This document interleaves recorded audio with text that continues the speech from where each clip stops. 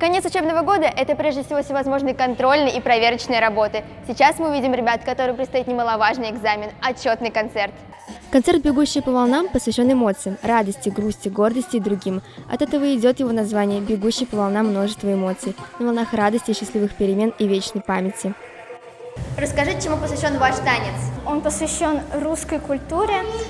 Мы живем в России, и каждый должен уметь танцевать такие танцы.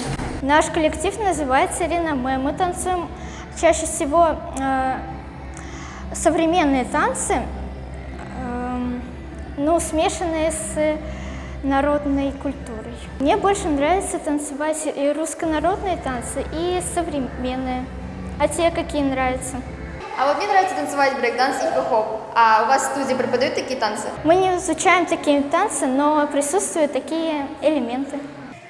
Ребята спешат поделиться своим настроением и показывают нам разноплановые номера, такие как «Поварята», «Доченька», «Такие девчонки», «Брейк-микс» и многие другие. Их демонстрируют нам ребята разных возрастов, как дошколята, так и ребята постарше.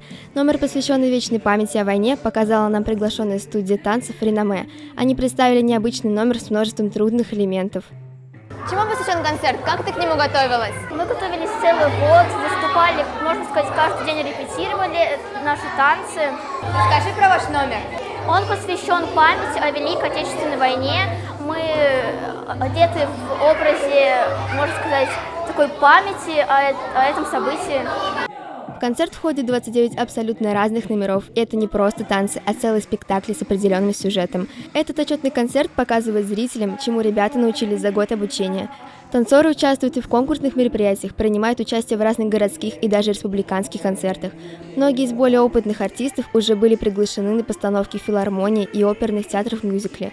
Далее в ближайшем будущем они покажут нам все свои усилия и старания в новых номерах. Мы провели время максимально творчески. Эти ребята не просто выступили, а передали все эмоции залу. А как вам такое шоу? По-моему, очень атмосферно. Арина Буря, Рамазан Мусин специально для Горы новостей.